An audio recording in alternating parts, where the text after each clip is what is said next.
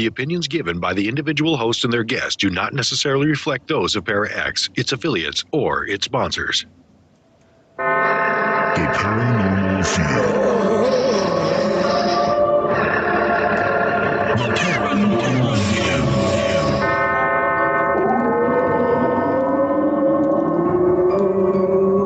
The Paranormal View.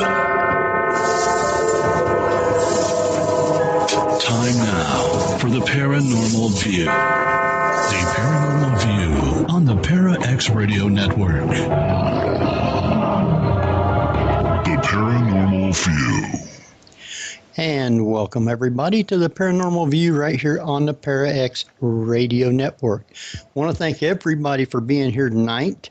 Those in the chat room, we're glad you are here, and those listening from around the world, we appreciate each and every one of you. Tonight, we got a wonderful guest, and we'll be getting right into that shortly here. But if you are listening from somewhere other than here in the chat room, then you are welcome to come over to para-x.com and just click on the join the chat, and you'll be in here with all these wonderful people. You'll be able to interact with us and ask questions of our guests, or guest, I should say, and you'll have a wonderful time tonight. Last week we had a great show, and this week we've got one, and I'll tell you more about next week's show toward the end of this one, and you'll like it also. With that, because we do have a lot to cover tonight, Jeff, why don't you do an intro?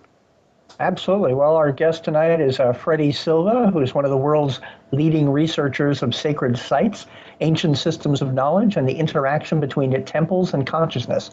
He's the best-selling author of First Templar Nation and Divine Blueprint. His first book, Secrets in the Field, The Science and Mysticism of Crop Circles, has been published in 4 languages and provides the only thorough appraisal of this much misunderstood phenomenon. Freddie has also directed several documentaries, including but not limited to Stairways to Heaven, The Practical Magic of Sacred Space, Templemaking, and In the Footsteps of Isis. For over a decade, he has lectured worldwide with keynote appearances at the International Science and Consciousness Conference, the International Society for the Study of Subtle Energies and Energy Medicine, and the Association for Research and Enlightenment, as well as appearances on Discovery Channel, BBC, and radio shows such as Coast to Coast, and saving the best for right now, The Paranormal View. So welcome, Freddie Silva. Thank you very much. Thanks for having me back. Anytime. You're always one of those guests that we like to have come back. That's good to know. The last time that we had you on, though, we was talking about crop circles, because you had a book on that also.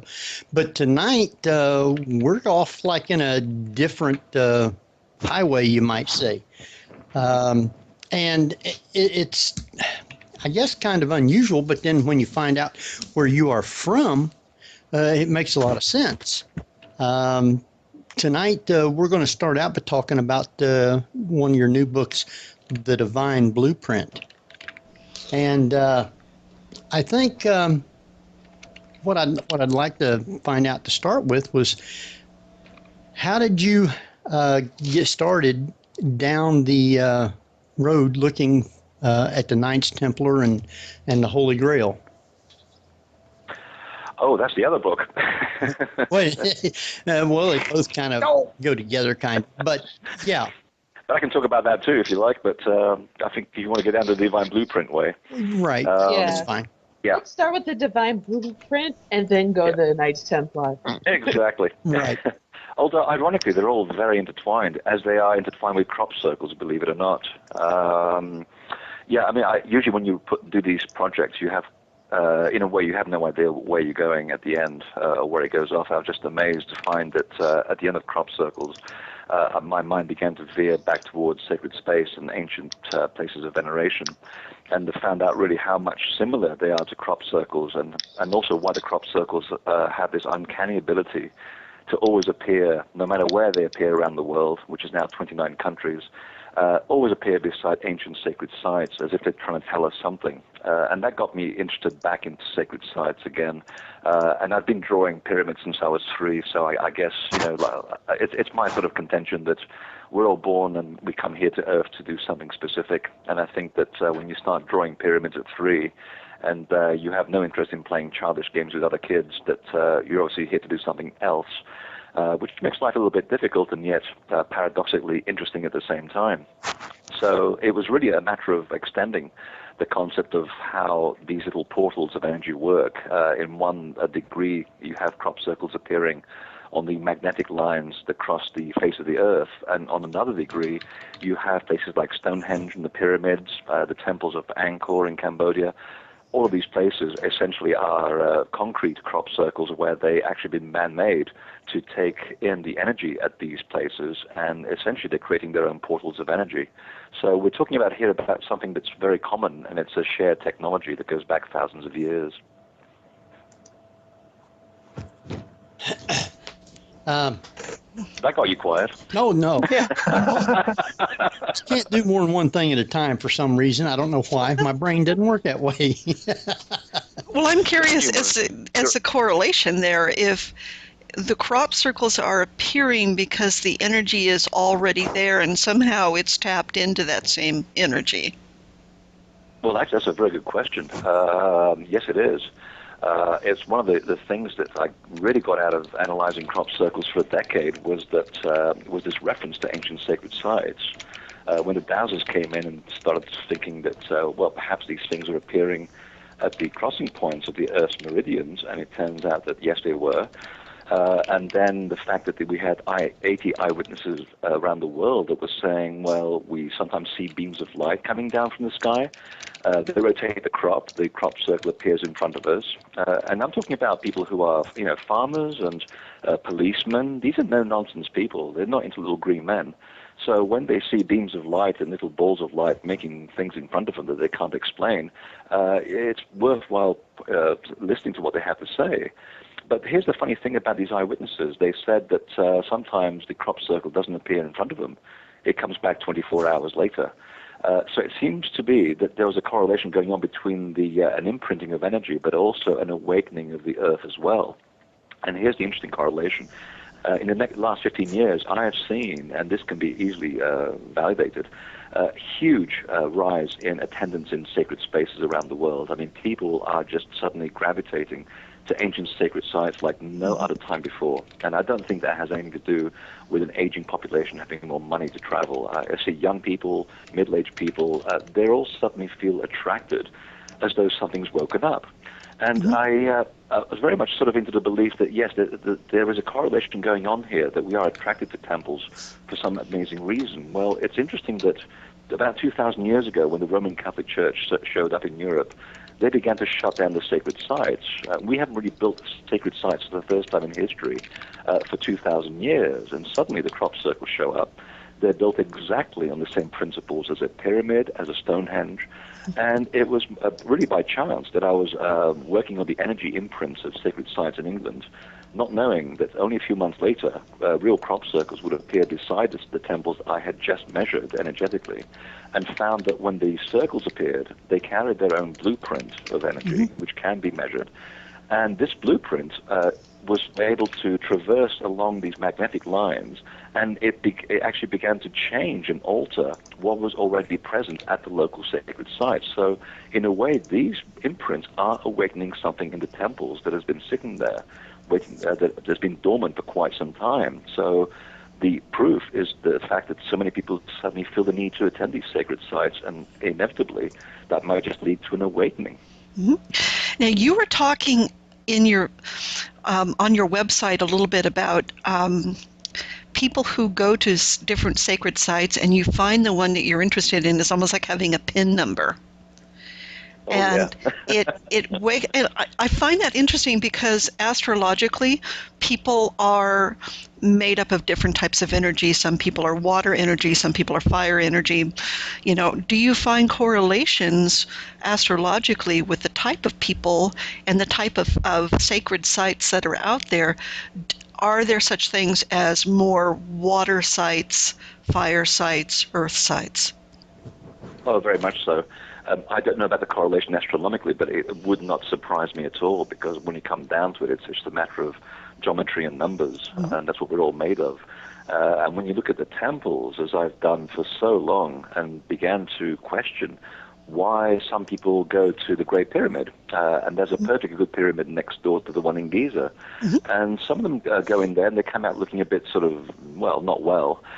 Some come out looking as if they've just met God, and then you put them into the pyramid next door, and they have a completely different reaction, and that's where suddenly the penny dropped. And I began to wonder, is there something about the combination of forces at these places, the geometry in which they're built, the stone, and etc. And then I began to realize that, yes, there are subtle differences between the pyramids, for example, because we tend to see them all as a pyramid, but yet they're not. You look at the slope angles of the pyramids in Giza and all throughout Egypt, and they're all ever so slightly different. And I've taken tour groups for as long as I can remember to these places, and I don't tell anybody anything. I don't like to suggest things. I like people to come up with their own ideas and experiences. And then just by sort of watching their behavior, it's quite obvious that some people go into one building and they feel completely enlightened. And it literally is as if the building reads this sort of pin number that you're born with, and the combination of forces, geometry, and the type of stone in the building act as a kind of facilitator, kind of a machine that allows you to enter that space and have a direct contact with it. And the people who don't, they basically just leave, or they leave very ill for a very short amount of time. It's as if the building's trying to tell them that this one really isn't for you. You should go to the one down the road, because that one's still slightly different. You probably would like that one. And I see it happening again and again and again. And if you look at the ancient mysteries and the schools and what they taught, they've said exactly the same thing, that each temple is designed specifically for different people to have different experiences at different times. Now, it comes down to sacred geometry, though, because the Mayan pyramids, which are basically the same type of shape, attract a different type of person. Absolutely. And even the slopes are slightly different. And the orientation, it also has something to do with it. So it's a sort of combination of different elements that goes on in these places, which allows for a certain environment. And it's the best analogy I can draw is, for example, if you're a person that likes punk music and you walk into a record store, and I know they're getting very rare these days, but if you can go back 10 years, there were a lot of record stores. Yeah. You go into a record store and someone's playing classical music. Well, there's nothing wrong with classical music, but if you walk in with a certain, your body being charged by punk, then you're not going to like what you're going to hear, and you're going to either not feel right, or you're going to walk away. And the same thing will happen if a person that likes classical goes into a hard rock store. They might not have that kind of experience because the sound of the place will still be jarring. And that's the best analogy I can draw, but I can say hand on heart that the people that do go to these places, it's as if the place actually calls out to them. And I hear this again and again on trips where people felt that, for years I wanted to go to Britain, I wanted to go to Stonehenge, but now I really have to go. Yeah. It's as if the building is actually calling to them, and it's figuring out who they are. The building knows who you are from a long, long way away. There's a sort of umbilical cord that connects us to these places. And suddenly you find yourself in this environment at the right place at the right time, and you come out a very, very different person from when you walked in. Well, I know that, even in the Da Vinci Code, they talked briefly about the Catholic Church and building churches along certain lines themselves, with the saints being in a certain ley line. So even they were also to a certain degree. They also tended to build them over pagan meeting sites, exactly. So that pagans would show up for their Sabbaths and say, What's this doing here? And like, by the way, you're going to be Christian now. Oh, are we?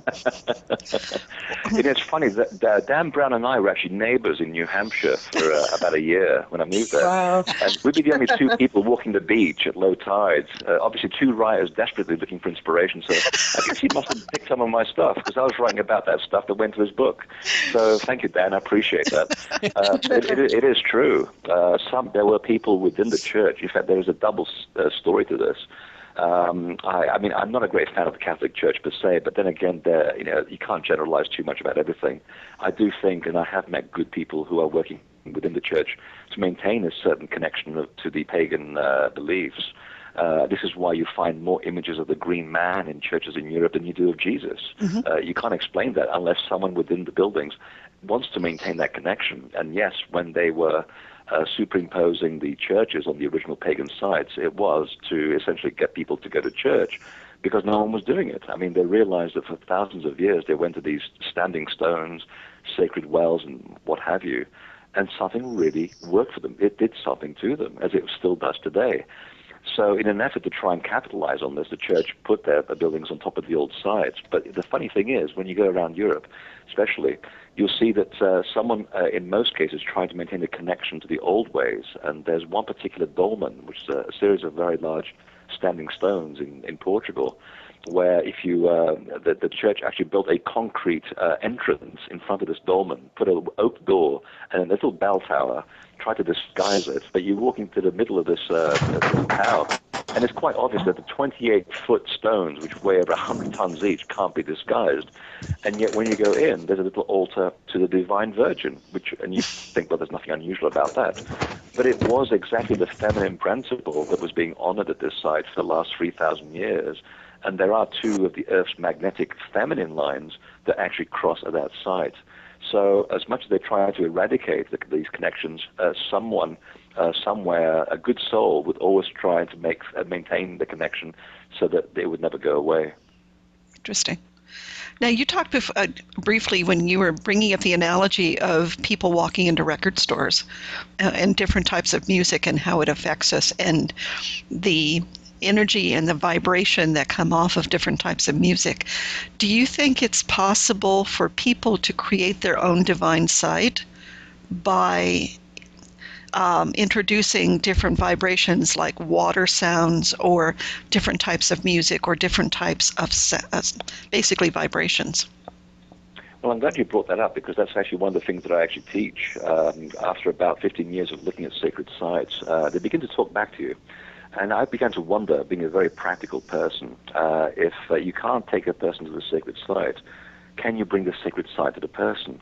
And once I figured out that virtually all the temples in the world are built on 7 laws, and I call it the Law of Correspondence because the way that the temples work is because they correspond so closely to universal principles of nature. And it's to do with water, it's to do with magnetism, sacred geometry, the shape of the actual building itself, the way it echoes, so sound plays a part in it, the orientation, and then, of course, finally, the intent that you bring into it, because you're part of that temple, too. Mm-hmm. And I began to actually simplify this down to where you take a few quartz crystals and you arrange them in a certain place. In this case, in my living room, from where I'm speaking, there is a pentagonal temple in my living room which acts exactly in the same way as the Great Pyramid. And I guarantee you that the center of this geometry, where the actual energy hotspot is that I've created, it didn't take me more than half an hour to do this. People will always come and sit down exactly on that spot, despite the fact that there are 8 different places to sit in the entire room. And they know that there's something unusual about this room. It feels very different to the rest of the building. And I don't tell them anything. They can't see the stones that I've placed and secretly hidden in bookshelves and things. But it's palpable, it's tangible, and that's where I do a lot of my work. So, yes, I do teach this to people. In fact, I actually, when people can't go to the workshops, I actually did a DVD called Templemaking. And all the instructions are in there, and the feedback that I get from people, where they put these things and what they do with them, sometimes they create healing centers out of them. The feedback is quite remarkable. There was one gentleman that created an entire pentagonal temple 40 miles wide across Nova Scotia. And this may seem unusual, but we have the same thing in southern Britain as well. You have to actually use Google Earth to figure it out and use local folklore to see which temples lined up with each other. And once you put that together, you realize that the ancients worked on a massive scale sometimes. These things could only be best appreciated from the sky.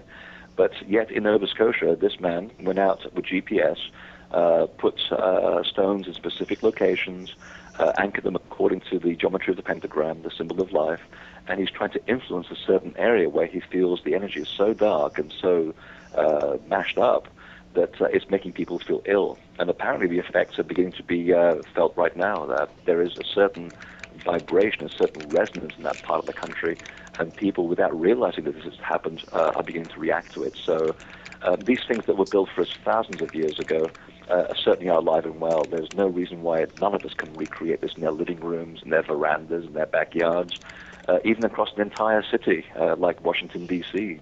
That's based on the same laws as Stonehenge, as any other temple in the world.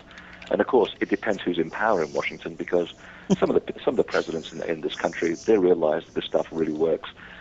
Some didn't, but quite a lot of them did, being Freemasons. And depending on who's in power, you can see how the country goes from right action to wrong action within every general election, and that's quite true. Now, the temples that were built around the world, not all of them are still standing, but the ones that are not standing, is there power still in those areas? Just a little bit. The thing you have to understand with the man-made temples, and particularly when they use large upright rocks, is that the rocks were put there deliberately to anchor the magnetic energy to stop it from drifting. These energy lines are everywhere. The military has found them. NASA even admitted that they exist. It was on their website back in 2001. In fact, I even published a quote on there. It was quite amazing. I couldn't believe they wrote that. And so the energy moves around. It succumbs to the power of the moon, the sun, the tides, the Earth's core, and even people's intent. I can, in a few minutes, teach you very easily how to move these energy lines. So because they move, they had to be anchored, and the stones were used to make sure they wouldn't move. So when the temple falls into decay and the stones start being put down, yes, to some degree, the coherence of the site starts falling apart. The geometry starts getting out of whack.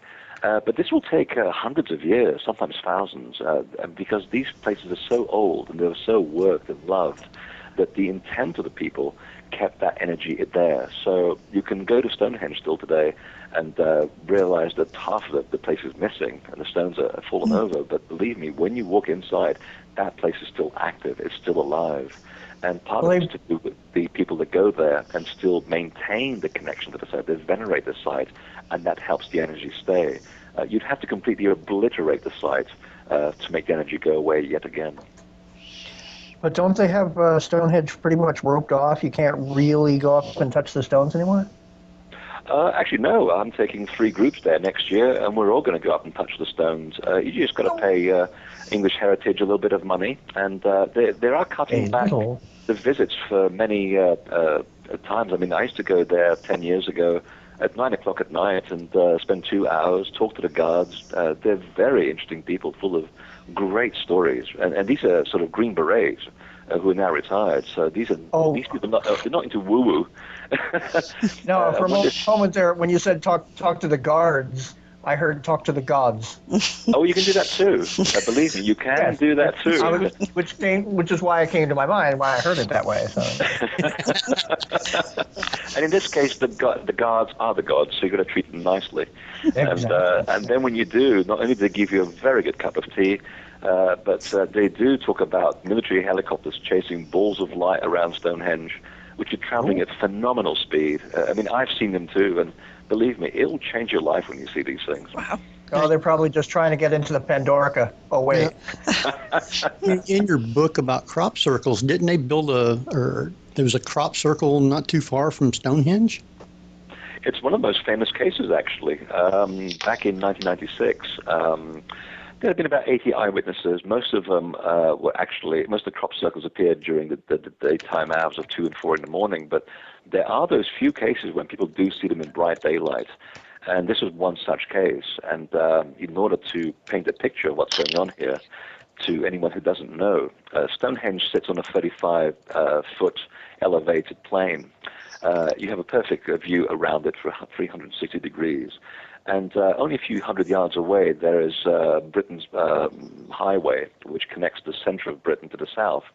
And of course, being Britain, it's one lane going north and one lane going south. So about 5:15 in the afternoon one Sunday, there's 1,000 people walking around Stonehenge looking at the stones. A few hundred yards away in a wheat field, a crop circle suddenly manifests in less than 15 seconds. And we know it happened very quickly in bright daylight because the guards go around every 15 minutes and they look around, making sure that no one's jumped the fence. And they went around at 5 o'clock, 5:15, nothing there. They came back at 5:30, and there's a huge spiral made of 149 logarithmic circles in a perfect concave spiral suddenly laid out in front of them. And unless hoaxers were levitating above the field and playing with invisibility, there's no way they could have been caught. No one saw anything, except for one cab driver who was actually going northbound at that moment. He states that quite clearly he was jammed on his brakes, which is a very dangerous thing to do on a main highway in Britain when everybody travels at 100 miles per hour. And he jammed on his brakes. It caused a major tailback for 5 miles. And he stood on the hood of his car, and he saw this beam of light come straight out of the clouds like a cookie cutter. And he said that the whole field was filled with this mist, as if there was some kind of a heating effect going on. And within seconds, there's a crop circle in front of him when the mist lifts, and that took less than 30 seconds. So we actually have an eyewitness now that actually saw the whole thing happening. Lucky man. Now we have got questions coming in all over from the chat room, and I think Kat, you said you had one first, so why don't you get yours out? I have one, and also Kat in our chat room. We both had the same brilliant question, which was, do different pyramid constructs, i.e. slope, step, mound, flat top, etc., create different vibrations? Are there different vibrations in different places depending on the reasons built? Absolutely. Each one is built to a different ratio, a different environment, a different orientation, and of course latitude has something to do with it as well. So basically they're all designed to do very different things. Again, it's like having a stash of records in your library, and you pick out one because you happen to be feeling a bit sort of moody one day, or you pick out another pyramid because you want to feel a bit more elevated. And again, the texts are very clear that each space was designed to elicit different feelings. And all you have to do really is look at, for example, the way that energy moves around a slope rather than a step pyramid or even a conical mound. Energy behaves in very, very different ways. And that begins this sort of sensory activation of your electrodes on your skin as you approach it. And anyone that's been to one of these places pretty much knows that the feeling of excitement hits you about a quarter of a mile away. You've barely had a chance to see the place, and the place already knows you're there. And there's an interaction between your energy field and the building. It's like two radio stations trying to tune into each other. So yes, they do alter. And of course, if you had inner chambers, if you do measurements of the inner chambers, you'd also find that they're all designed to slightly different musical notes. I believe the inner chamber of the most famous pyramid, the Giza pyramid, is designed exactly to mimic the pure octave. So it's a 2-to-1 ratio in music. Ooh, that's interesting. Now, does that does that arrangement then set the tone for how the energy moves within the pyramid? Sorry, how the energy moves within the pyramid, because obviously, it doesn't just flow through, but I assume it surrounds it somehow, and energy is kinetic, so it must move in a certain pattern within each of these geometry sites. Oh, very much so. If we look at some of the eyewitnesses of the Arabs in the early 20th century, they kept noticing how energy builds up around the pyramid in Giza and moves in a certain conical fashion all the way up to the top, and then discharges in what they call the jinn, these elemental spirits. The different thing happens in the man-made pyramid in England. It's called Silvery Hill. It's not really a pyramid per se, it's actually a conical mound, but essentially it's another phallic object that's pointing towards the heavens. Mm-hmm. And on one very lucky occasion, I was lucky enough to be driving by it and saw this big discharge of energy come out straight out of the actual summit, very different to the one in Giza where the energy goes around the sides of the pyramid and then it goes to the top. In this particular case, the energy seems to have just manifested within the mound. It's about 180 feet tall, and then it stood there like a big ball of light, about 30 feet across. It was the most intense orange color I've ever seen, surrounded by a green halo. And I've seen enough military flares in my lifetime to know that that was not a military flare. And it stood there for about 45 seconds, and then it just burst like a big bubble. It had little dots, like those yellow dots that you find on apples, circling all around it. Absolutely magical, and I know physicists who've seen these things happen all over the place.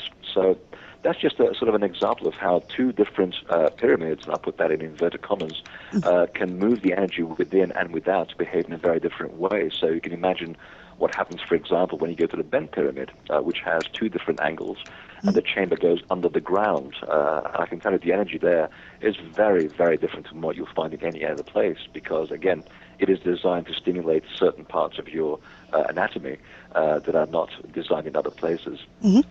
So the pyramids, say, in Central America, which aren't really designed with inner chambers, but pretty much all the activity happens outside, they're going to have a different vibration to them. Yes, and even the sculptures that they have there form part of that design as well. I mean, for example, when you have serpents which are sticking their tongues out at you, that's usually an old concept for energy, for earth energy. So that has a part to play in the overall design too. And in fact, I would even guess that some of the chambers in those places have not yet been found.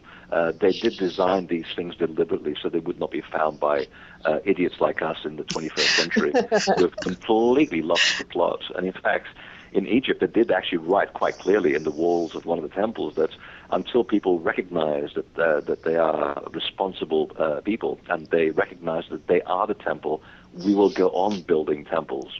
So I think at some point, and there is lots of evidence to show for this in Europe, where the sites were shut down around the time, in fact, even about 1,000 years before the Catholic Church showed up, they did see that the sites would be misused. There was a change in culture, a complete change in our psychology.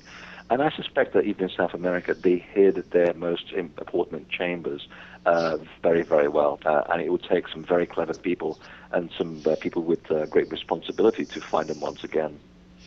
Does the energy that surrounds different types of sacred sites dictate the type of circles that may appear outside of them? Now that's a reverse thinking question. I don't know, to be honest. I do know that the crop circles that appear next to the sacred sites influence and alter the energy of the local sacred space with which they're interacting with.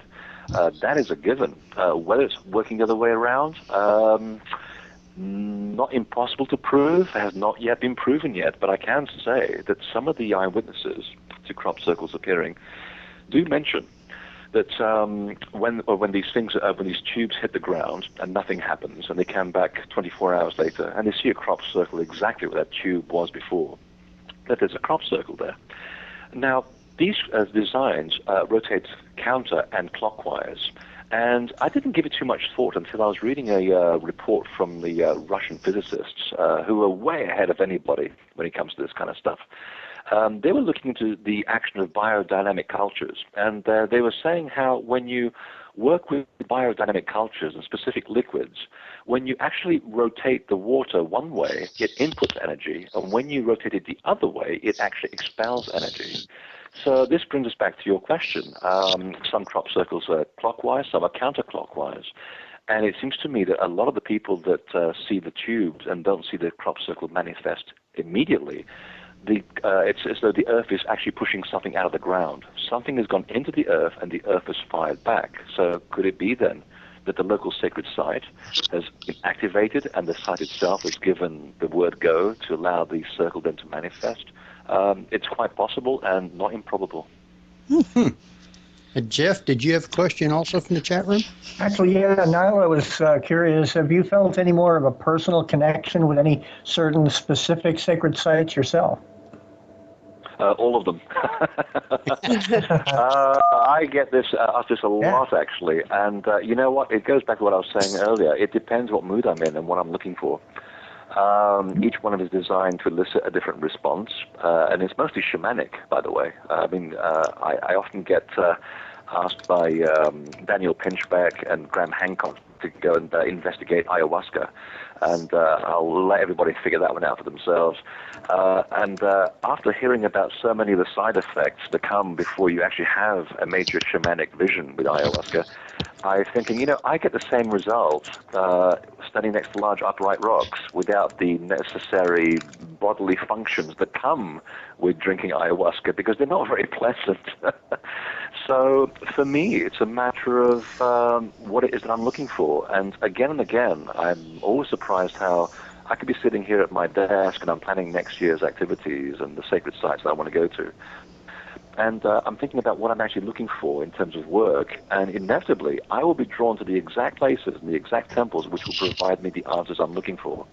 And they'll change each year. So I love the Bent Pyramid in Egypt. It's one of my favorites. It always will be. I could sit here talking all night about the Bent Pyramid and the fact that it's not a mistake and it's easily provable. But yet, next year, I'll be going down to South America looking at other sacred sites, because that's where my energy is going now. So, as though I'm a radio station looking to tune into a certain piece of information, like we're doing right now, I will go to these different, I'll put my intent out into the universe, and eventually all those sites that are associated with my quest will suddenly pop into my consciousness. And inevitably, that's where I will be drawn to, and that's where the doors will open to allow me to get there. So those will be my sacred site, my favorite sites at the moment at which I need them. But I have to say, some of them would surprise you. They're actually some of the simplest places in the world. There is one on the Scottish island of Mull, and it's on the west coast of Scotland. It's on the way to Iona. And there's a tiny, tiny, insignificant stone circle made of 9 stones there. You have to cross a marsh. You'll probably sort of fall flat on your face once or twice, and that's fine. When you get there, leave all your electrical equipment outside. It will fry all your cameras. And I guarantee you, it's one place on Earth where the gap between you and the Creator, whatever you want to call it, God, whatever, fairies, is the one place on Earth where the gap between you and the creative force of the universe is so thin, you will break down in tears, and you will never forget it. Wow. And yet it seems almost insignificant when you go there and you think, I traveled all this way to look at these 9 rocks. Well, they did that for a reason. Sometimes the things that least attract attention are the most powerful ones. It's like going to Giza. Everybody's so fascinated with the Great Pyramid. And you know what? For all his faults, Zawi Hawass, whenever you caught him off guard and you asked him, Zawi, what do you think about the Little Pyramid?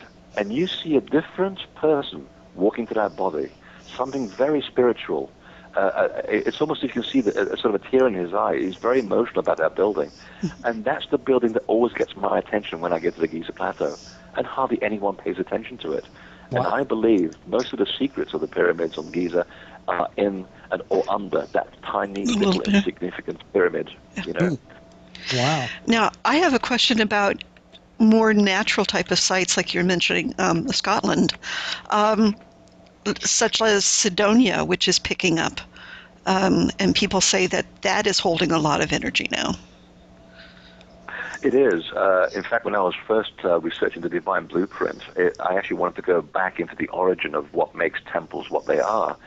And the more I kept pushing the envelope, the more I realized the places that we see today are all built on original, or what they used to call primordial mounds. These were the effulgent power places of an energy that came from a creative force. And every single culture on Earth talks about this, how before there were man-made temples, there were these primordial mounds that show the full power of creation in its entity, in its entirety. And these were essentially landscape temples.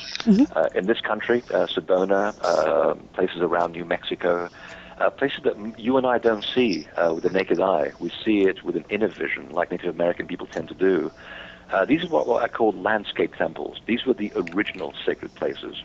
And they are very potent. There are a couple of places in Sedona which are indeed very potent. A lot of them are, they're tourist attractions, sure. And you can read into that what you may.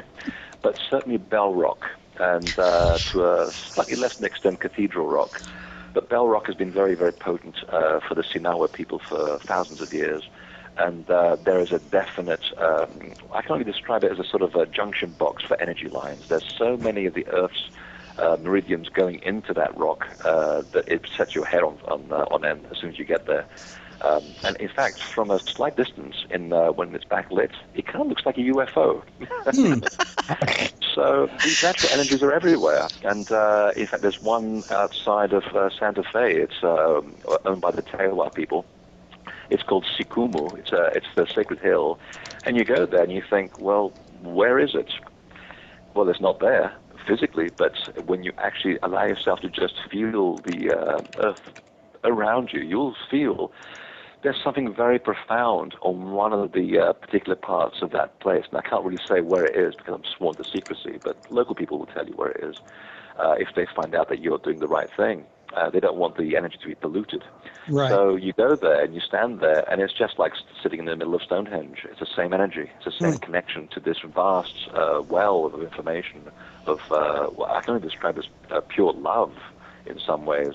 And there's a wonderful creation myth that the Hopi describe, and it tells you exactly the connection between sacred space and these beautiful landscape temples where this energy seems to appear naturally.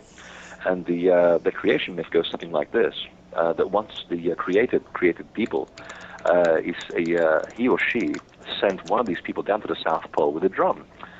As you do when you get to the South Pole, you take a drum with you. And just to annoy the penguin. Yes, forget the boots, take the drum. And this person begins to hear the heartbeat of the earth and starts beating in sympathetic resonance. Well, when the earth starts hearing the beat of the drum, it starts sending out rays of energy to the surface, and suddenly the earth becomes abundant with life and energy. And they called, and they looked at this energy and realized that the earth was a creative entity. But the creation myth says there were some spots on the face of the earth that were more abundant with this energy than others, and they were called the spots of the fawn. And these marked the location of the original sacred sites, which when people forgot the story of creation, men would build temples on top of them, so we will always know where to go. Now, I've got a question.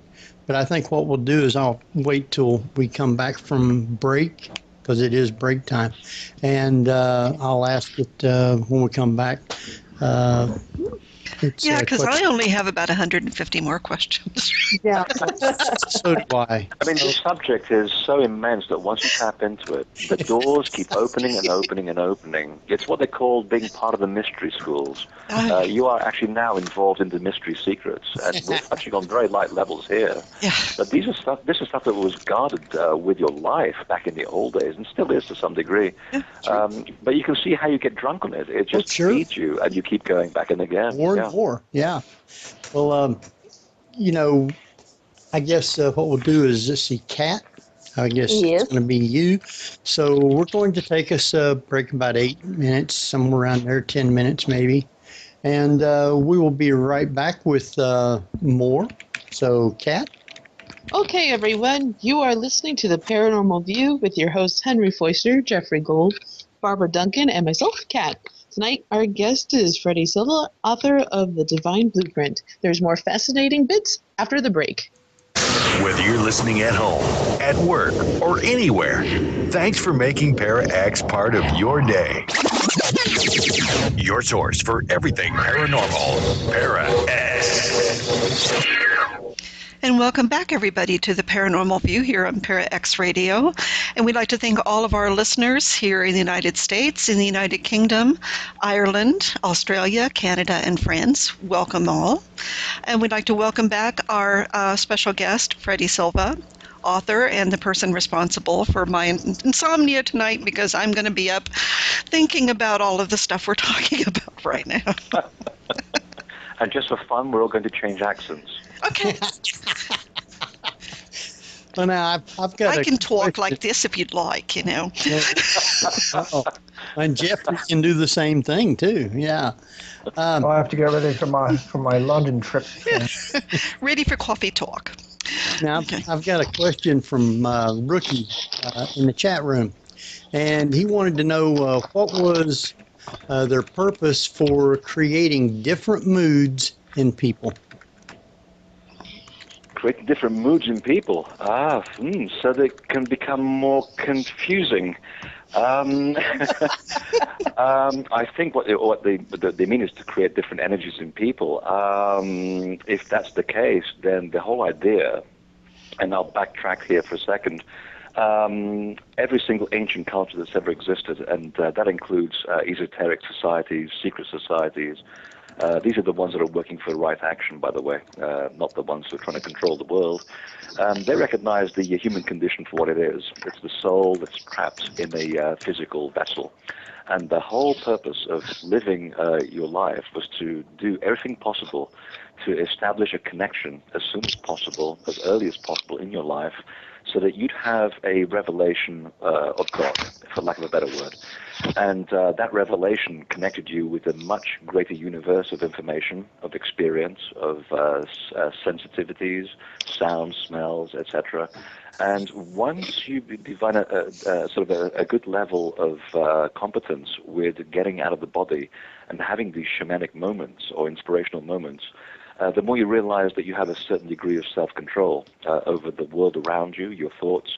And when you have control over that, you have control over energy, natural laws, and you can, to a certain degree, live your life conscious of what's around you, and you can manifest things in a way that's according to your higher self.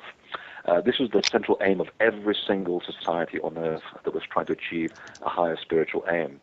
So to answer the question, the purpose of all of these sites was to get you to have these different experiences, these shamanic moments where you would, for a few minutes to a whole weekend, be in a refined state where the energies were such that would allow your soul to communicate with a much finer universe and hopefully come back with information that was of great importance.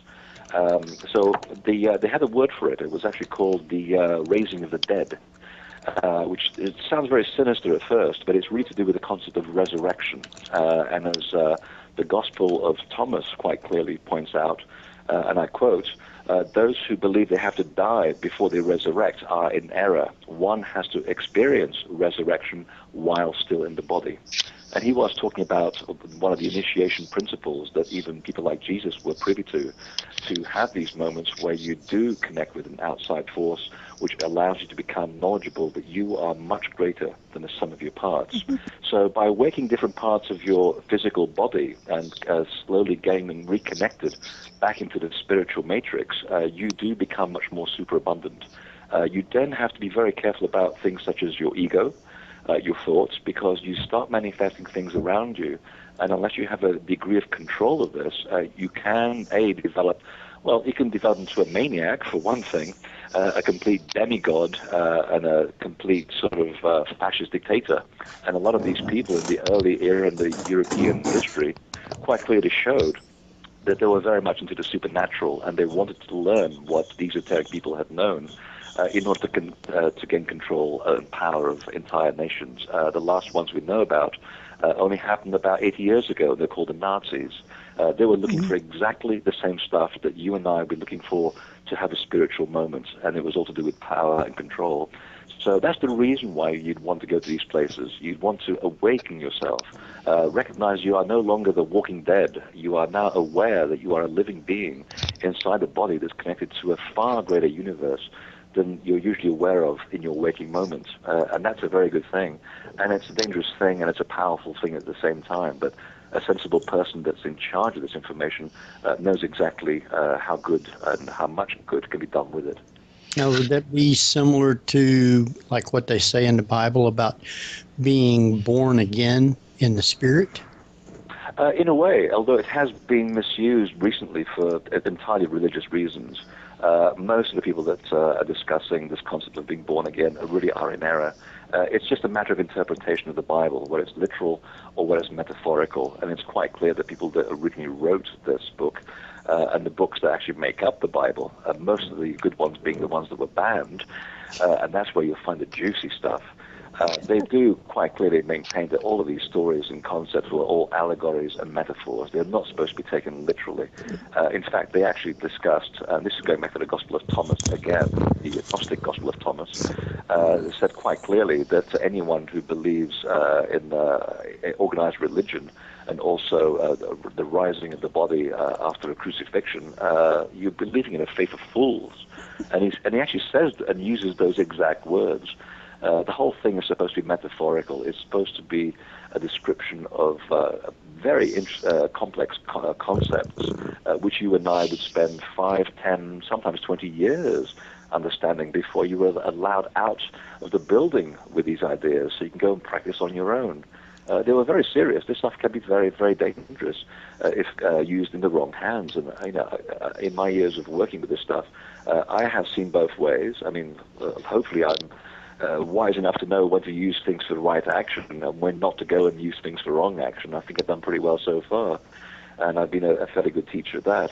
But again, it's about having a personal experience. It's about you being in total charge of yourself and being quite restrained with the way the energies move, just like in a way that you wouldn't want to move an atom bomb.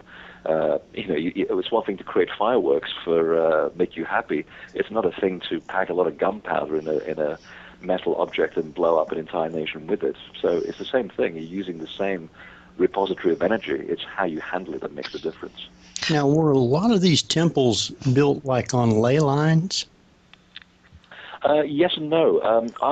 Most people's concept of the ley line is to do with energy. It's not. Energy lines and ley lines are two completely different things. The ley lines are geometric alignments between temples, and yes, they are aligned to ley lines. But this is where it gets into a very gray area, because there's a lot of stuff on the internet and in a lot of books where people just sort of connect all of these dots and create these incredible things. And unfortunately, unless these sites are connected by a certain history or a certain concept or a certain idea, you can't just connect these things willy-nilly, because then you can create all of these magical ideas, but they're all coming from your own head. But once you start doing some serious research and connecting things which have a commonality about them, maybe they were used for exactly the same purposes, or they all have exactly the same geometry, then yes, there is a sort of a global plan that starts emerging quite clearly. And the more we start digging under the surface and discovering more ancient temples, like the one in Turkey, that incredible hill that's made of 18 different artificial stone circles. The name escapes me right now. But you start realizing that all this was part of a huge plan. And in fact, when I was talking to Graham Hancock a couple of years ago, when I was writing the Divine Blueprint, and I dedicated a chapter to how the most ancient sacred places in the world are aligned to a very specific grid, it suddenly dawned on me that he'd actually come up with the same concept years earlier. And without wanting to plagiarize him, I said, I'd actually approached this from a completely different angle that you did, but we came to exactly the same conclusion, and it's absolutely right. And it does show that when you actually take the numbers of the Earth, and this is to do with the wobble of the poles, which is the 25,000-year cycle, and you start dividing it by the geometry of the Earth, which is based on the pentagonal, the values of the pentagram, and you apply those as a grid based on those specific numbers of the pentagram, because only those numbers appear in that geometry. If you basically strike off all these longitudes, you do hit all the world's major and oldest sacred sites. So it does show that there is a very big ley alignment around the world, showing that there was a forethought to all of this. There was a long-conceived plan. And one of the reasons why they kept rebuilding on top of their sacred sites was to maintain this plan for perpetuity. So despite all the cataclysms that have befallen the Earth, and of course a typical human stupidity as well, we still have a lot of these sites available, enough of them to reconstruct the plan. And then you get a sense that there was at one point a very big mind behind this, as though they were trying to create self-help centers for the human race, so that when we lost the plot, we would know exactly where to go and how to reenact it. Was that not the purpose, though, of some ceremonial or ritual, on the severe side, something like the Delphi oracles, where you went underground for sometimes a month in complete darkness to sweat lodges, which which strip away some of that ego, and bring you back to shock, basically, with sensory overload in a lot of ways. Oh, I totally agree. In fact, in the Greek times, there was a group of priests that were called the incubators, and they basically learned all of their stuff from the Egyptian mystery schools, which by then had fallen in decay. And they kept it going, and it was about a sensory deprivation program where the initiates would go after years of training. The middle training would be actually to get out of the body and see the world for what it really is. And yes, when you're in the dark, your pineal gland is working overtime, and your ego starts getting into all kinds of dead ends. You start seeing all kinds of demons and negative forces coming at you. But once you've actually stilled the mind and you've gotten rid of all that trash, now you're in a sort of a state of bliss, and that's when the interesting things start to happen. And it's just like driving a car. The more you do it, the more control you have consciously of where to go on these journeys of shamanic visions. So the sweat lodges would elicit exactly the same purpose, where for a couple of hours you would, under a certain guided meditation, reach out to these worlds, which are very real in their own level of reality as we are in ours, and you'd come back with some kind of information, some kind of message. Usually it was done, you'd start off your program by stating a certain intent or having a certain plan that you wanted to find, which then your subconscious takes into the spirit world, and by this magical process, you would then come back with the information that you requested in the first place. So yes, it's still going on today. Some of the initiations in the New Age world, as much as people make fun of them, if they're done correctly, they will elicit exactly the same response. People go into the Great Chamber in the Great Pyramid in Giza, and yes, if you pay people enough money, you will spend a whole night there. Some people have not come back into their body. They just do not realize the power of that chamber. And then the whole building gets shut down for 6 months because some idiot died inside that box. You can't just do this without realizing the consequences that comes with these buildings. There's a spiritual technology at work here. It can be dangerous if it's not used properly. So a fool will have unusual things happen to them, but a person that is aware and awake in intent, they will have the most incredible out-of-body experiences in these locations, and it will change your life. I can say that from a personal experience. I was raised as a Catholic. I developed insane atheist attitudes because of that, and you can't blame me. And I've now come back believing in God again because of my direct experiences at these sacred sites. And I can only say they've already been overwhelmingly positive. So there's there's a possibility of a conscious and an unconscious preparation before you go to these sites. Some people do it instinctively, don't prepare properly. Those are the ones you're saying are getting into trouble. Absolutely. And then, of course, there is a God that protects silly tourists. That they do have the right intent, and they go there with all the right reasons, and somehow they're protected from harm. And I've seen that a lot of times. Very innocent people that they want that experience, and they will get it.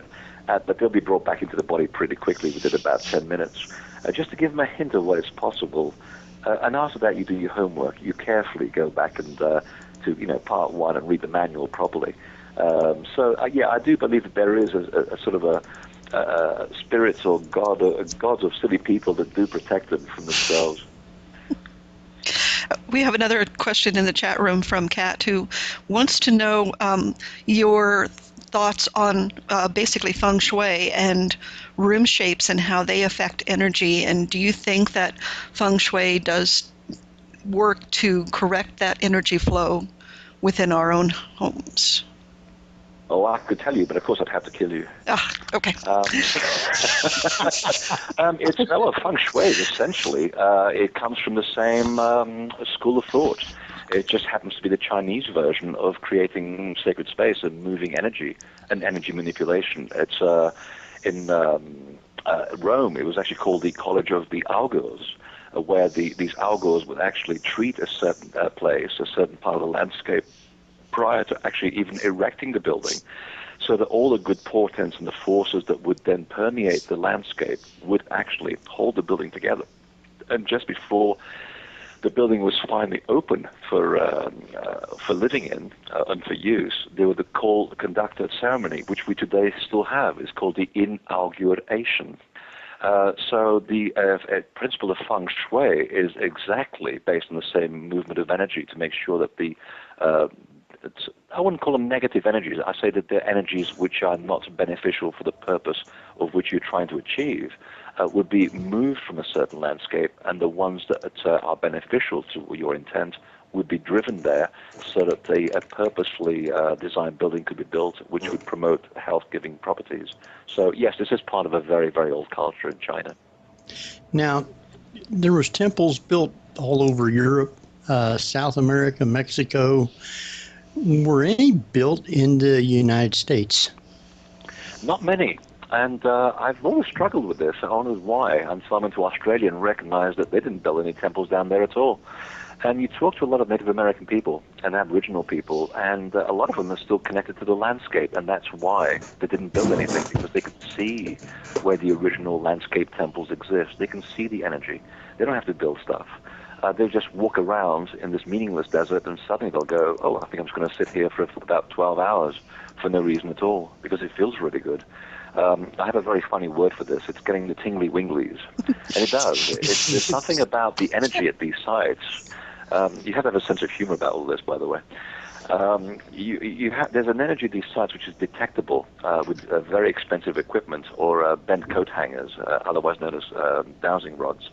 And it's an electromagnetic field, and your body is also an electromagnetic field. And when the two combined, you do start getting this subtle sense that someone's rubbing you very gently, and you do start feeling slightly different. These are what they call the spots of the fawn and the Hopi tradition. And of course, in the Australian outback, the Aborigines call them increase centers, because they're supposed to increase what they call the inner person or the great person that lives inside you. So that's the reason why they don't see that many here in North America, because the landscape is full of energy, and a good person who is in tune with it knows exactly where to go. However, having said that, if you happen to live in Ohio, there are wonderful mounds, and the most beautiful of which, of course, is Serpent Mound. And this comes, a lot of them actually come from a much older culture than the Cherokee, because the Cherokee claim that when they were moving across the Americas, they came across a dying breed, a dying race of people up in the Appalachia who were unusually tall, between 9 and 12 feet tall.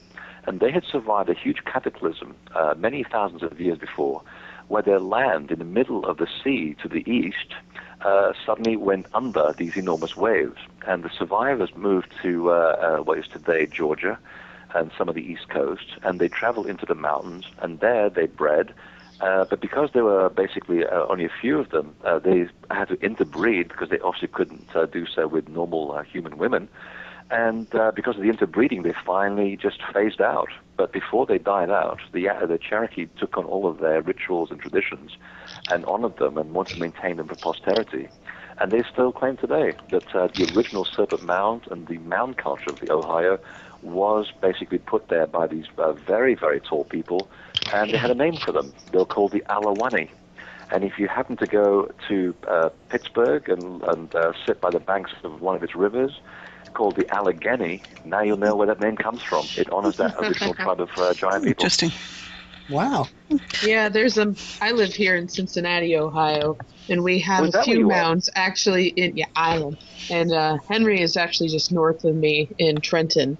But we do have mounds here in the middle of the city. The closest one to me is in Norwood, which is about 5 miles away. So exactly. Yeah, and all of them are parks. For all of you conspiracy theorists out there, if you go to the corner of First and Main in Cincinnati, and the biggest mound was actually there at one point. It is now the Procter & Gamble building. I'll let you draw the conclusions from that. In fact, a lot of the towns and cities in Ohio at the corner of Maine were exactly where the original mounds are. There's still quite a few in Columbus as well. In fact, I just came back from Columbus, and there's one called the Shrum Mound, and it's a beautiful and very happy little mound. Now, we've talked about Earth being power centers. What about water? Because I know that for me, anyway, the ocean is a huge energy source. Well, of course, moving water has that wonderful thing called negative ions, which is very, very good for you. Recharges your electrical system. In fact, I just came back from the beach today in Maine, which, if you can believe that, in November, that's quite astonishing. And I feel much more recharged today. But actually, water is the fundamental law of correspondence in every sacred space around the world. That was the thing I found fascinating, that before you start building anything, you have to have water. I even found this running, there are water courses running under the Great Pyramids. In the Monument Valley, which when you go there is not a drop of water to be seen anywhere, unless you look very closely. If you happen to find the spiritual elder there called Leroy, and there's a whole very funny story behind his name, which I won't go into. Lovely chap, and he took me between these two enormous sand dunes, and you sort of drive through them, and suddenly you're in the middle of the Navajo sacred site. You can't see it from the desert floor, and yet right there is this beautiful, crystal clear, gushing stream of water running for about 100 feet, and there's a big juniper tree, and right there is where their sacred site is. So even in the desert, the water is fundamental. And it's interesting because it goes back to what NASA was admitting a few years ago. And I'm trying to remember the original quote on their website. It said, whenever we're trying to find the Earth's telluric currents, which is basically the energy lines, we first locate underground veins of water because the water will attract the telluric currents. And it is true. Water and magnetism and electromagnetism go together very, very well.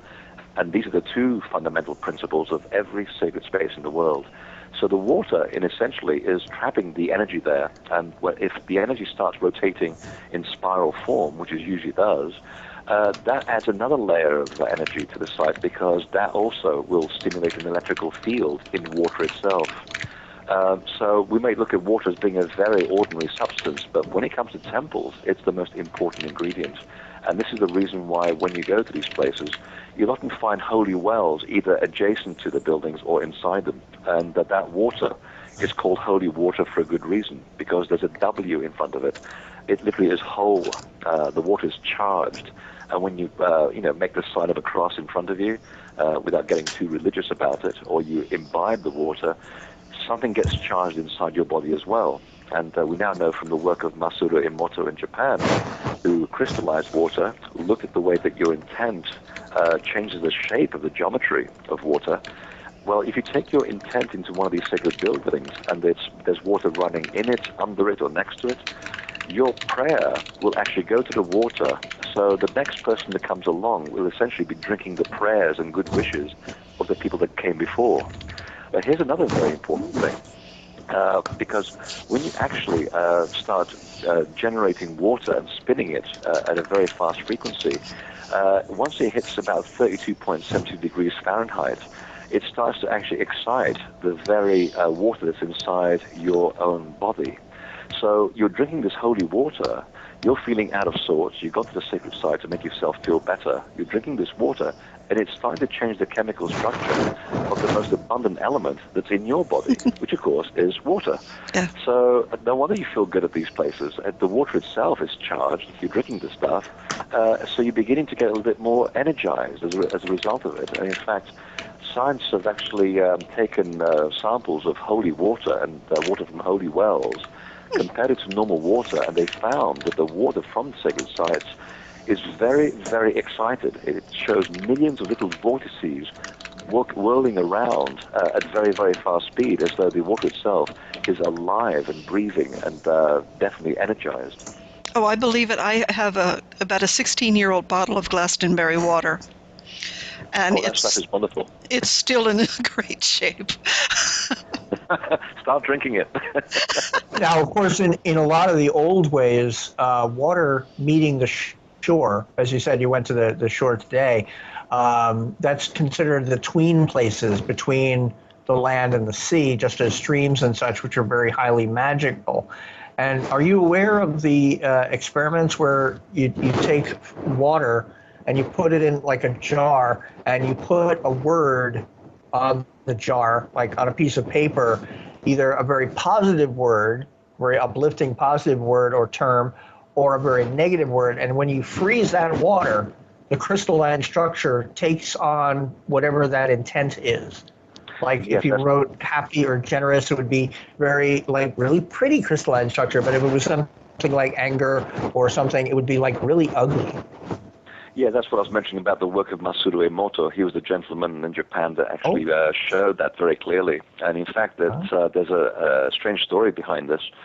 Because when we discovered this, we began to actually bury vials of water inside crop circles to find out if there was some energy that was imprinting itself on the water. Because the real crop circles, and not the rubbish made by people, because there is a lot of rubbish out there made by people, but the real ones, they always also favor water, either large deposits of underground water, rivers, streams, ponds, anything. In fact, the two biggest concentrations of crop circles in the world, which is southern Britain and the North American prairie, sit on the two of the world's deepest aquifers, and that's the connection. So when we began to bury bottles of water inside the crop circles and left some at home to use as control samples, we sent them off to Jacques Benveniste in France, or should I say the late Jacques Benveniste in France, who was the man who was single-handedly responsible for validating the scientific efficacy of homeopathy. And he found that, and by the way, he didn't know where the bottles came from because that would invalidate the experiment. They were just labeled 1, 2, 3, and 4, and etc. So he found that the bottles that inevitably had come from real crop circles were actually potentized anywhere up to 140% above the control samples. So the crop circles were inputting some energy into the actual water itself, which of course we know because people that walk into the real crop circles are having these heightened states of consciousness, just like they would do if they go into a temple or a stone circle. Now, you had mentioned earlier about the different holy water spots. I just wanted to make a comment. I could have easily just put this in the chat room, but you took a breath, so oh well. I was just noticing that such holy water spots rarely have writing, which is odd considering they're a font. Oh, wait, I did. It is odd. I don't know if I can really add anything to that, apart from the fact that so many of these sites are already electromagnetically active. Because we tend to go to them, they tend to get grounded quite easily. Conversely, when I've gone up to standing stones up in Wales in the middle of nowhere, and I know from maps and from just watching the local landscape that these stones haven't been touched in possibly hundreds of years, the first person that comes along and touches them, you get such a large shock from these things, you won't feel your forearm for 20 minutes. So you basically have downloaded the entire energy for several hundred years of what that stone has experienced around it. And believe me, it's like watching a movie for days. You can literally recreate events with crystal clear clarity. It's the weirdest thing I've ever experienced, and I'm not the only one who has. So I think the more people that go to these sites, the more they do act as sort of discharges or grounding rods for the energy. So the connection with the lighting then goes away. It's that the lighting then goes and finds other places to discharge. I think what we're going to do is take kind of a quick break and give everybody a second to go do whatever. And then we'll come back and talk some more with Freddie Silva. And he has another... I'm going to drink holy water. Oh, yeah. And Freddie has another book, but kind of looks like we're not going to be able to get to it tonight. So what we're going to have to do is reschedule Freddie for another time in the near future. I thought you were going to say we were going to read the book out. We'll have a sort of fireside chat. Yeah, exactly. Chapter 1. It's going to be a while. So we're going to take a real quick break, and we'll be back in a few minutes, so stay tuned. Jeff? Yes. Well, you're all listening to The Paranormal View on para-x.com with hosts Henry Foister, Kat Cloco, Seal and Cat, Barbara Duncan, and myself, Jeffrey Gould, with our awesome erudite guest, Freddie Silva. So stay tuned for more of The Paranormal View after the break.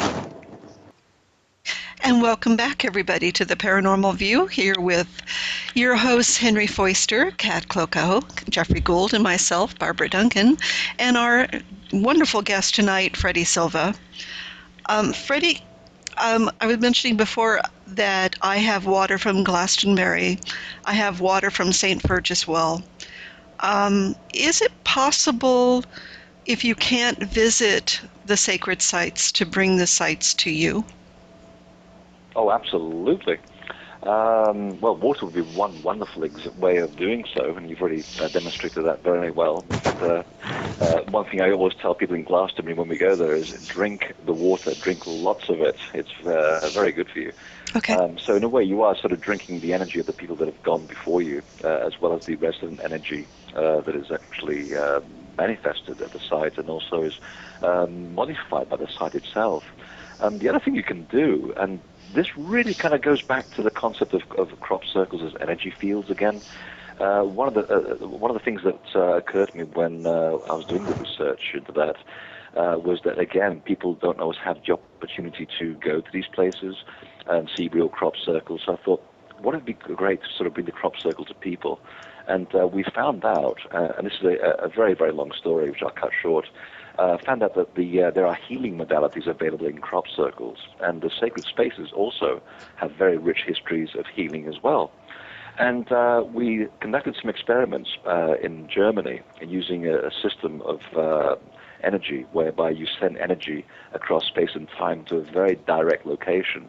And this institute has been able to use images of crop circles to actually heal forests in distress and clear up polluted rivers and, of course, heal people as well. I developed something called the crop circle resonance cards, which achieve the same effort. And you can see those on my website, because it is a long story. So in essence, if the building itself, since we're talking about sacred space in general, if the building itself also resonates a certain energy and is imbued with a certain force, I would not be surprised if a picture of, say, Stonehenge, when you're trying to meditate on it, would have exactly the same effect. And if the picture should also be taken by you, or it should be an original photograph, it's as though there's an interaction between you and the site, and the picture is the mid-ground between the two. I think then that there's something about the energy that is actually trapped in that photograph, and it stays with you. And so whenever you use that as a focal point for meditation, say, like Egyptians used to use statues as a way to focus their intent about something, then yes, I think the energy of the site does come home to you, and you can interact with it. It's almost a sort of a gross way of thinking about it. For example, if you did meditation and just thought very clearly about the place where you tried to connect with, there would also be a way for the energy of that place to also be within the aura of your own building where you happen to be doing the meditation.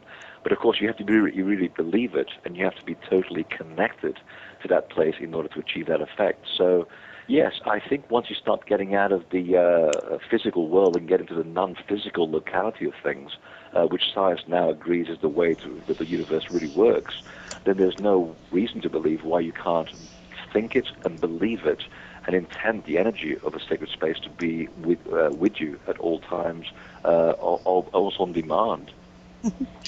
Now, we create our own sacred spaces within our own, well, I do anyway, at least. And I'm sure that those people who walk certain pathways do create our own sacred spaces within our own homes. Obviously, those aren't as powerful as the sites themselves, but they do create sort of a protection, correct? Absolutely. In fact, it goes back to what I was saying about templemaking that I teach people how to create their own portal of energy wherever they live. The only difference between what you're creating and an ancient place of veneration is the fact that they have a few thousand years head start on you. But the energy is still the same. You're still working with the same laws. And the advice I always tell people is that if you've done the homework correctly, and in a couple of hours you could be up and running. It's not that difficult. You just have to know what you're doing. Mm-hmm. The advice I always tell people is be careful what you ask when you go into these spaces that you build, because you may manifest it.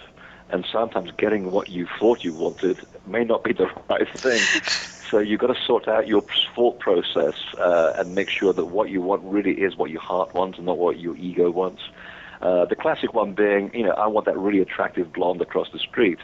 Well, that's your head thinking. But, your heart really, when you check your gut feeling, is going, yeah, she's cute, but you know what? I don't think that's where I want to be. I want that brunette. I think she's really smart, and, she has a lot of the things that we're actually looking for.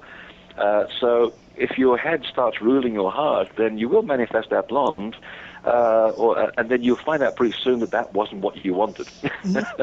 So these things, although we're laughing about it, they are very potent. You can create your own temple and your own sacred portal in your own living room. I'm sitting in one right now. And again, you come here to my room, and you won't know it's here, but you will feel it. And that's how you start creating that sense of magic and power. And the more you do it, and the more people come and work with it, and the more the intent stays in the place, now you've got the makings of your own Stonehenge. And in a few thousand years, who knows? Maybe someone will actually build a major stone circle wherever you happen to live right now. So it's size doesn't necessarily mean power. It's the quality of energy and how much you work with it that creates a truly special place. And you'd be amazed how easy it really is to do. Now, a lot of these temples that were built, were they built by, secret groups kind of? And would there still maybe be some of them around that we don't know about? Yes. I mean, they were certainly secret in the way that they kept themselves, their activities quiet, depending on who was in charge. So during the Catholic era, and especially during the Romans as well, you'd be very foolish to announce that you were actually working with pagan principles, because they would basically burn you alive. So I think after a few hundred years of this very painful process of trying to do your work while staying alive, people got smart, and they decided to go underground. And this is where you get so many conspiracy theories about Rosicrucians and Freemasons and Knights Templar. But actually, there's nothing very dramatic about it. It's just the fact that they didn't want to give away stuff to people that shouldn't know this stuff in the first place. And that was my conclusion when I began to look at the work on the Templar material that I was writing about. That, yes, they are guarding a huge secret, but it's no more secret than what the Egyptians were protecting in their inner brotherhood, which is the secrets of the mysteries, how to work with energy, and to give the information to only people who have a high degree of being responsible.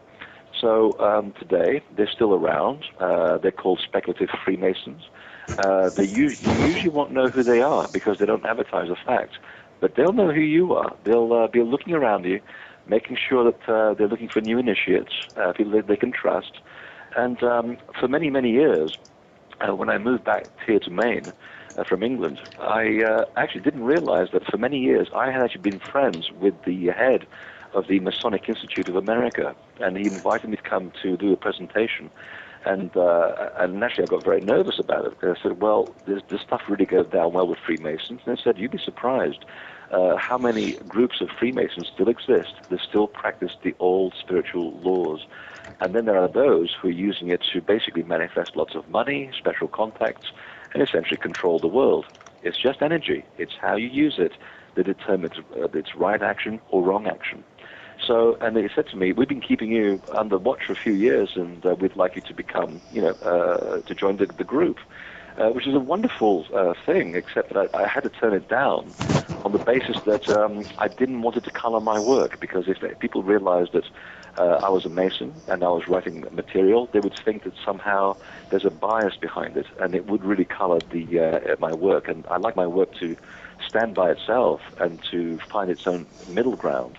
I don't preach to people. I tell people the facts, and I leave people to make up their own minds. And I think that's the healthiest way to go. So yes, these people are still around. They exist in various guises and forms. Some of them are still making stone circles. There's one group of dowsers up in Vermont that has just built the most beautiful stone circle on the edge of Burlington, Vermont. And believe me, it's as close to the real thing as you will get. And they've really followed all the old laws, and you do get a buzz out of it.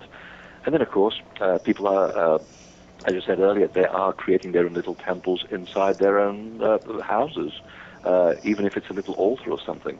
and they form their own close groups of friends, and they start doing what ancient people have done forever, which is have meetings regularly, talk about the things that matter, do prayer, incantation, and it builds up that quality of place. So it's much more prevalent than you think. There are groups everywhere working very quietly doing this. Wasn't that kind of the definition of the Renaissance period, was that knowledge finally starting to filter down to more people because it was kept so quiet before, and it was kept very very much under wraps by the Catholic Church. Oh, very much so. It's a good observation. The conditions for the Renaissance, there was a wonderful window of opportunity where suddenly the right people were empowered to allow these things to flourish. I mean, there were enlightened kings coming on the throne. Sometimes you get the odd pope that was totally with the plot. And in fact, one of them was actually put there by the Cistercians, who, of course, were the people that created the Knights Templar. So suddenly you have these windows of opportunity where all of us can suddenly stick our heads out of the ground without having them chopped off. And you have this wonderful period where things really did flourish, where good books were written. And it's, but that is the true story of humanity, though. There is this sort of seesaw effect that goes through the ages. And if you observe history closely, you'll see how sometimes it is right for people to come out and proclaim these divine rules loudly. And there are those times when wise people go underground and stay there and work quietly behind the scenes, under the radar, until the conditions are right again for things to pop up. And that's the way humanity will always be. It's always this sort of yin and yang. But that's part of the drama of being here, though. That's and also part of the frustration of being here as well. Now, you talk about in your book the 7 sages. Can you expound a little bit on each one of those so we know what they entail? Well, the 7 sages are very interesting people. They keep coming up in history, or should I say prehistory, again and again. They pop up in the Bible. The people who are basically Noah's family.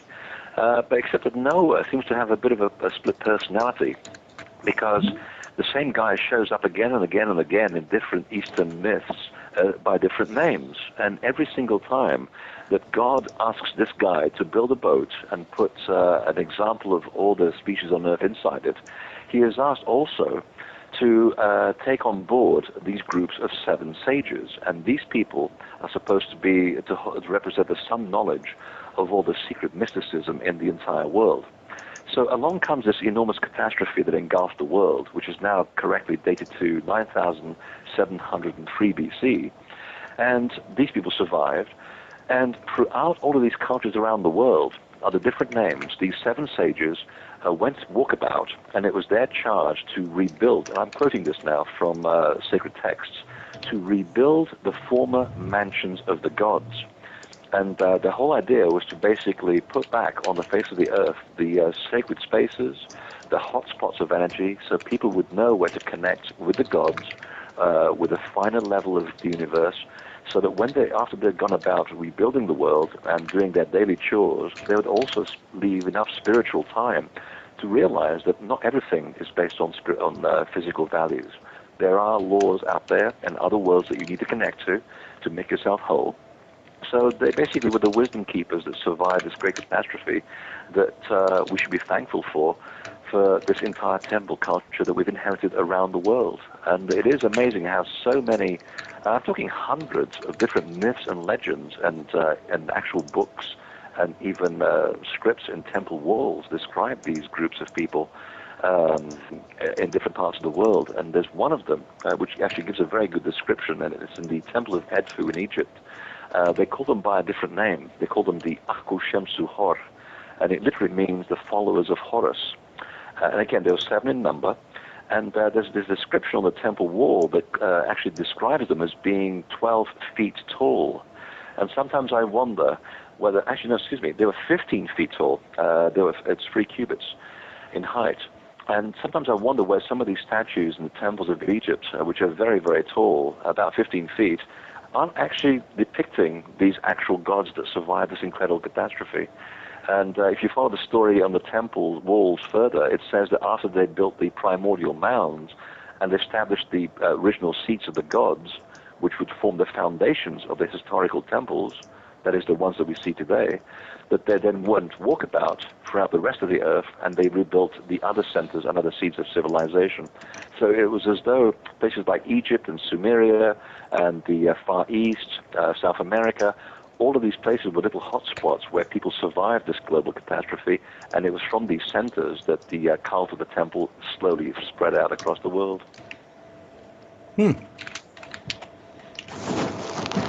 You're all deep in thought and very quiet. I like it. It's a lot of interesting information. Yeah, it is.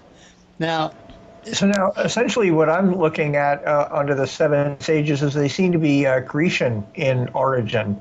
Are they in other cultures as well, or mainly through there?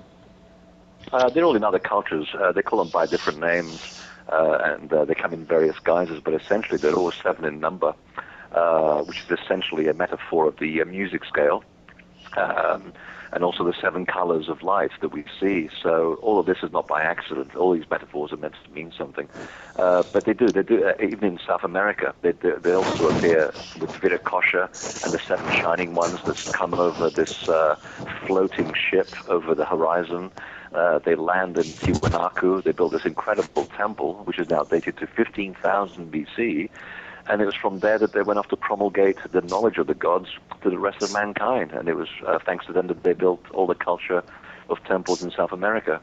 So they do pop up everywhere, and I do believe to some degree they also appear in Native American lore. But that one is much more of a oral tradition. You really have to know the right people in Native American tradition for them to be able to tell you these things, and they don't rebuild the stuff lightly.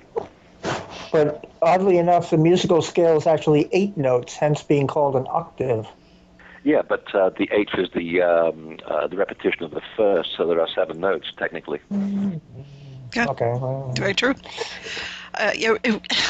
It's interesting because as you're talking about this, I'm thinking to Close Encounters and the talking with aliens, and it was all done through musical notes. Yes, exactly. And it seems to be, we keep coming back to energy and vibration as being the main means of communication.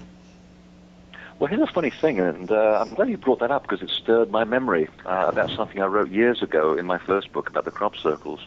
And I really wasn't looking for it. I got pretty close to understanding that crop circles are by and large made with sound.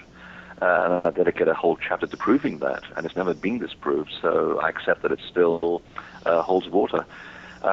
When I was looking at certain connections to why the crop circles would be made with sound, and why so many of these references are made in sacred texts, that in order for the Creator to make life, it's always to do with sound and light, the principal forms of creation of the universe.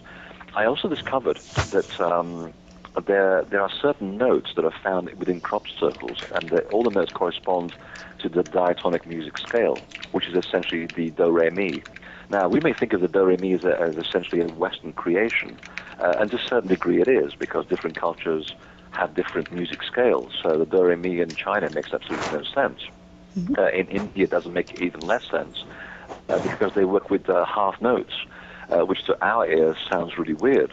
But the funny thing is, there was a wonderful gentleman called Yehudi Menuhin, and he actually did some unusual research onto why it is that every single child around the world, before they've had a chance to learn sound with words, they sing in the notes of the diatonic music scale. In other words, the do-re-mi seems to be inherent in the actual human DNA. It's something that we're all born with before we actually learn how to formulate words in our own specific culture. So when you have sacred sites which are tuned to musical notes or sounds, or you have crop circles that are working with sound, but also because of their geometry, they also have inherent specific notes in their geometries. And why these places, both temples and crop circles, have such a profound effect on people, well, now there's that commonality, there's that common touching point, because those notes are inherent in who we are.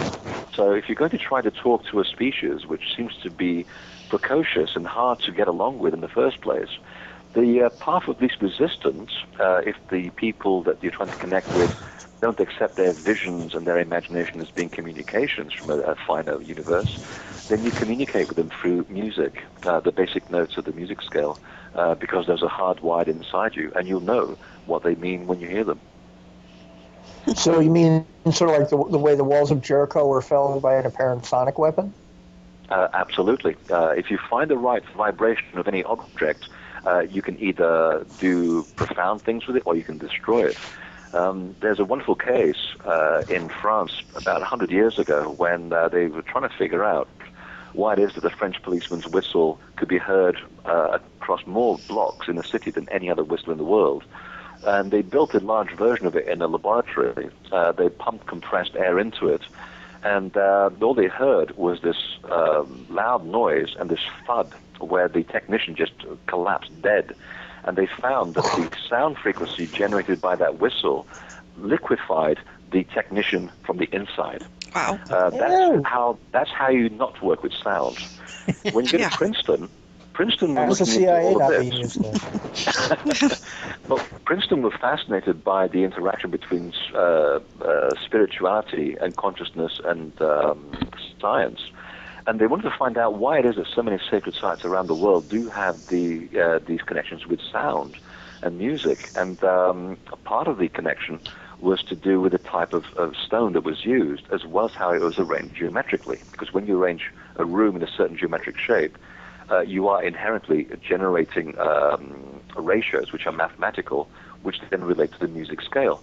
So when they actually took a piece of quartz, which is the fundamental matter in all of these sacred sites, when they put it into a tube and threw sound at it, they actually got the quartz to levitate.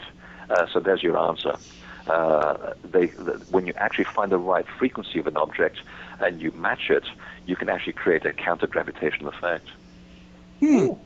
Really? Wonder if that's the way that they might be able to make spaceships fly. Absolutely, which brings us back to our original question about Star Close Encounters. I think Spielberg was channeling much more of that film than he gives himself credit for, because some of those balls of light that you see when the spaceships cross through the toll booths, and at the end you got that little mischievous red ball. I have seen so many of those things flying around Wiltshire, around crop circles and stone circles, and even inside cathedrals, and even the priests have seen them. If I had known how close to life that film is, I probably wouldn't have got involved in this. Wow. So I know that there's a sound frequency that they're trying to perfect for crowd control, which essentially will loosen people's bowels. The brown note. The brown note. It's called the brown note. Oh, It was originally called like black noise, but then it became called the brown note. Yeah. I thought ayahuasca did that to you. It is funny that again, it's all about energy. It's how you use it. You can use it for right action or wrong action. And again, if we use common ideas as a metaphor, Star Wars is a wonderful way to describe this, where, we think of Star Wars as being about Luke Skywalker, but it's not really. It's about the redemption of Darth Vader. Here's a guy that starts off working with energy for right action. He gets seduced by the dark side, and yet at the very end, he has the opportunity to come back to the light, and he does. He gets it. He realizes he's been wrong all along to go and use it for nefarious purposes. So, and that's the important thing to keep in mind, that there is sort of good and bad in all this stuff, and a wise person knows the difference between the two. Well, now, are there some books that talk about these different vibrations and how to use them, and can you make things levitate by doing it? Well, I think Princeton got very close to this. I don't think they took it any stage further. In fact, I don't even know if that particular group in Princeton still exists. I think the funding problem probably shut them down. And the main principal person that was working on it, which is a man called Jan, that's Jahn, he was the one that was responsible for making these connections between science and mysticism. I think they took it as far as they could into understanding how the prime element in all the in the stones in most of the sacred sites around the world was this specific type of quartz, which just turns out that the type of quartz used in the stones at Stonehenge is exactly the same type that's used in early radio receivers. When Princeton locked onto this and was able to find the right frequency to levitate that piece of quartz, I think they really were touching upon something. Just as there are institutes around Europe which have been using sound frequency for the best part of 100 years to heal people, and yet they're not really allowed to talk much about it. I mean, that kind of stuff is even banned here in America, and yet in Europe they use sound healing quite readily, and all they're doing is finding out which frequencies ally with the human body and get either things to go away, diseases to go away, or they can improve the vitality of some organs. I mean, to this day, we are now using ultrasound, for example, to heal bone fractures in hospitals. So clearly, this information is everywhere. You just have to look for it. I don't think there is one specific source that lists everything, because the subject is so vast and still so discombobulated that it hasn't yet been sort of grouped together. And now that I've just said that, that sounds like a good idea for a book. Bring all these things together. And I have been thinking about doing a book on sound for many years, actually. So, yes, it is. You just have to go look for it in the right places. And, again, discernment is a wonderful tool, because there is also a lot of nonsense out there. Sure. But if you just take the myths and legends and put it next to the science that's being done today, that suddenly there is a big story there to do with sound and how frequency does shape or unshape material forces. Now, so the placement of the quartz in the home where you have a certain shape, a pentagram, for example, and the vibration that they're all working on, and also the interpretation or the relationship they have to each other, that correlates a lot to the sacred sites, correct? Absolutely. So and it's all based on the observation of sacred sites. Yeah. Okay. So the Stonehenge, basically, all of those stones are talking to each other, relating to each other, with the energy that they're communicating with. Oh, absolutely. In fact, there are many cultures that actually describe the temple not as a physical object, but as an animate being. In Egypt, in the old days, the priests used to go around before dawn, waking up each chamber as though it is an actual living being that has been aroused from sleep. They didn't see the temple as being physical at all. They recognized it as for what it was, a living, breathing organism, and you respect it like a person. You treat it like a person, and you address it as such. And they would talk to it, they would sing to it. And when you go to Stonehenge and you walk around with 1,000 people listening to their little walkie-talkies that 1,000 slaves built this place, and you think, why would slaves do this? I mean, this is a monument built with love. You just take a look at it and you think that there's no way this was done by duress or by hatred. This was done with love. And yet the temple seems very humdrum when you're walking around. It doesn't feel like it's woken up. It's like it doesn't want to be taken for granted. It feels like a bunch of rocks. But when you go in the evening and you've got your special access and you go there at night quietly, the place is different because it feels that you are there to respect it. And believe me, saying this sounds a little crazy on radio, but when you go there and you respect it and you go there and show it the proper respect, the place comes alive. It's bigger than it actually seems in real life. And you do feel you are being surrounded by these very large entities, and they are there to help. They want to be asked questions. And I cannot honestly think of any situation where anyone has not come back from that place feeling absolutely altered, which is the reason why we have altars in temples, because they're there to alter you. And so, yes, the stones are living organisms. They are living, breathing things. And there was a gentleman in France years ago that measured the frequency in the stones in Karnak in France. And he was an electrical engineer. He was a real skeptic. He was not into woo-woo at all. And he came to the conclusion that all of the rocks are basically vibrating. And they breathe in, they breathe out. In the morning, they're surrounded by a massive electrical field. They discharge every so many 70 minutes or so, and then they recharge again. And if they're not discharged after a certain amount of time by lightning, the first person that comes along, it gives them an electric shock. And this is a real hard-nosed scientist talking about the 8,000 stones at Karnak, that these things are moving, they are vibrating, and they're living. So if the scientists are saying this, we are not making this stuff up. Now, would that be vibrating like maybe a tuning fork or something like that? Very much so. If you listen very closely, they actually do have a hum, and you really have to listen in perfect quietness. And this is one of the reasons why there's so many folklores around all of these sites that link them to sound, and the fact that they tend to move during the night, drink the water, and then they come back to their proper places in the morning. These stories are all around the world by people who supposedly didn't talk to each other, but they describe the same thing, that these things are like antennas, they're like tuning forks. Their shape and size and their relationship to each other reflects a different kind of energy, a different frequency, and each one of them draws you to their bosom for a different reason all the time. And I don't think they were making it up. I think when you go to these places and you experience them, it really is quite true.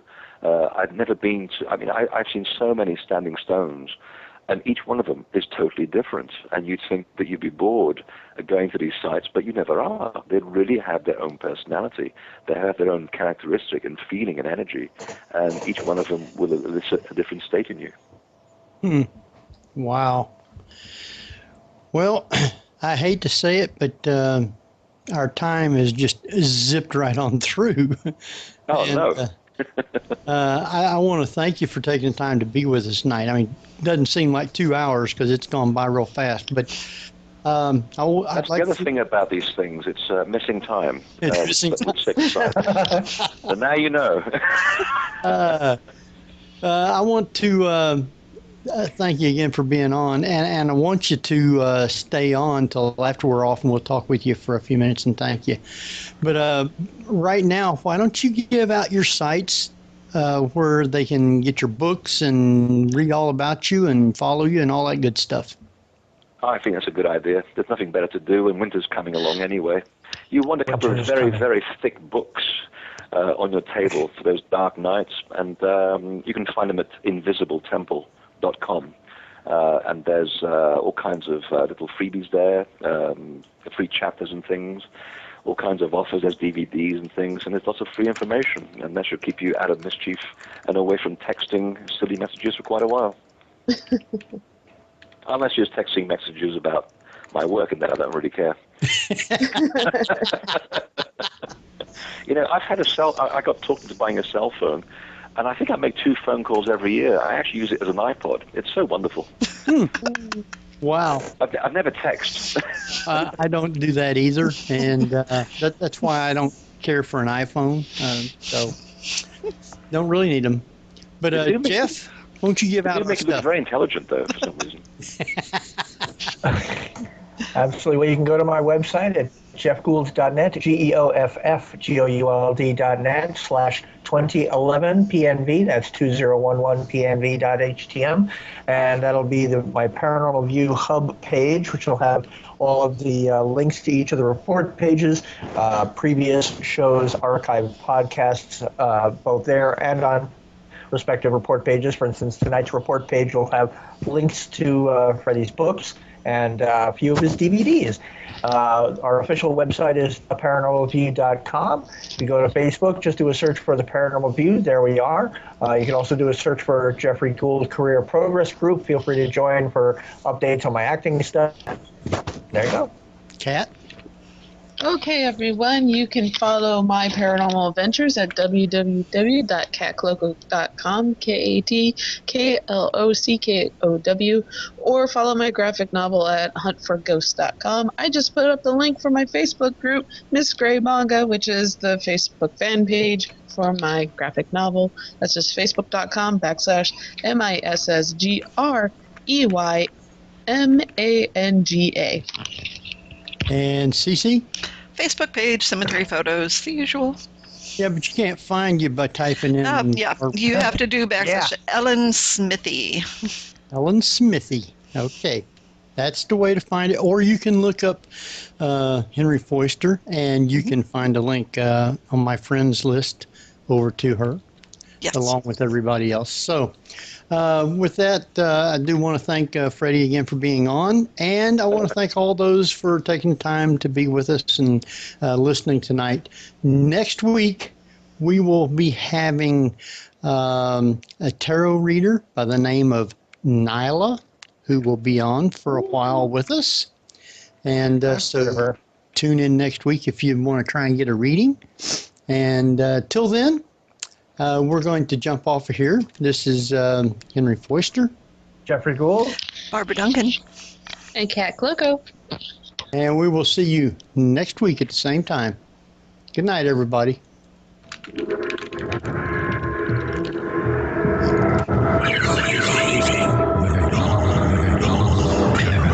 Paranormal View. Come back and visit us again if you dare. You've been listening to the Paranormal View on the Para-X Radio Network. The Paranormal View.